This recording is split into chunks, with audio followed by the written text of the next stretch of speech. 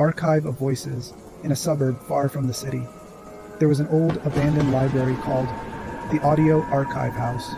It was once used to preserve rare audio recordings, interviews, confessions, emergency calls, and tapes whose origins were unknown. The library was suddenly shut down 25 years ago, without explanation. People say the problem was not what was being recorded, but what could be heard inside the recordings. Adam, a university student studying audio engineering, was looking for a job. He found an old advertisement. Audio archiving technician wanted, night shift only, high pay. The address?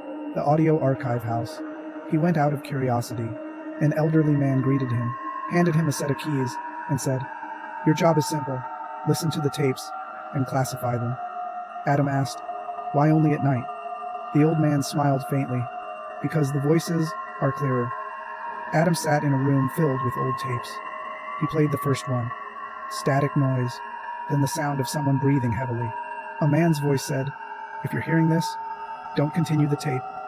Adam assumed it was an old joke. He continued. Silence. Then a whisper very close to the microphone. "He's standing behind you right now." Adam ripped off his headphones. He looked behind him. No one. He laughed. Just a little tension. Hours later, he reached a tape with no label. He played it. The sound of a room just like the one he was sitting in. The sound of a chair moving, breathing. Then, his own voice. Adam froze. In the recording, his voice said, "Don't turn around. No matter what you hear." He froze in place. Slowly, he began hearing behind him the sound of a chair actually moving, the exact same sound, the same scraping against the floor. He tried to ignore it. He opened the desk drawer. Inside was an old note that read, "Do not listen to any tape after 3:13 a.m. He looked at the clock. 3:12, and his headphones were still on. The voice that came out of the headphones. Suddenly, the voice was no longer coming from the headphones. It was coming from the room itself. Clear. Close. Adam. He removed the headphones, but the voice continued. "We've been recording for a very long time." The tapes around him began emitting faint whispers, all at once, as if hundreds were speaking at the same time. He followed the sound. It led him to a door at the end of the hallway. A sign on it read, "Recording room, no entry." The door was slightly open. A dim red light glowed from inside. He entered. He found an old microphone and a recording device, running. The tape displayed, date, today, time, now. He listened to the recording, his own voice, saying, "My name is Adam. I entered the room, and there's something here with me." But he never said that. Seconds later, on the recording, footsteps could be heard behind him. Then another voice. Not his. Now we have his voice. He felt cold breath on the back of his neck. The next morning, the municipality came to permanently close the building. They found the room empty. No one, but the recording machine, was still running. They played it and heard Adam's voice. "If you're hearing this, don't enter the recording room." Then a collective whisper. "His voice is beautiful. We'll keep it." Years later, people around the world began reporting something strange. When playing old recordings, they would hear an unknown voice in the background, a faint whisper saying, "Listen carefully." Audio experts discovered something terrifying. The same voice print in hundreds of recordings from different countries and different years. A message spread across the internet among audio engineers. If you're listening to an old recording and you hear a whisper you don't remember recording, stop the audio immediately. Because they don't record voices, they record the owners of those voices. At a university, a student studying acoustics put on his headphones and played an old archive recording. He heard a whisper very close to him. Adam was stubborn. Then, and so are you. The student immediately removed the headphones. His heart pounded violently. He looked at the audio software on his screen. The waveform was still moving, even though playback had stopped. The sound was still being transmitted, without a file, without a source. He cautiously leaned closer to the headphones. The whisper became clearer. "Don't take them off. We want you to hear." His hand trembled, but his curiosity was stronger than his fear. He put the headphones back on. Suddenly, he could no longer hear the room. He could no longer hear his own breathing.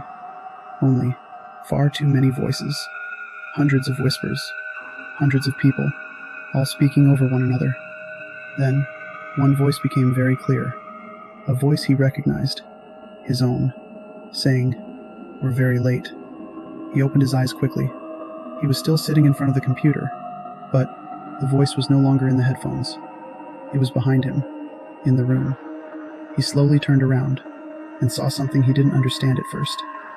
The air behind him was vibrating, like visible sound waves, moving, gathering, taking shape, until they became transparent human shadows, featureless faces, but their mouths were moving, and all of them were whispering.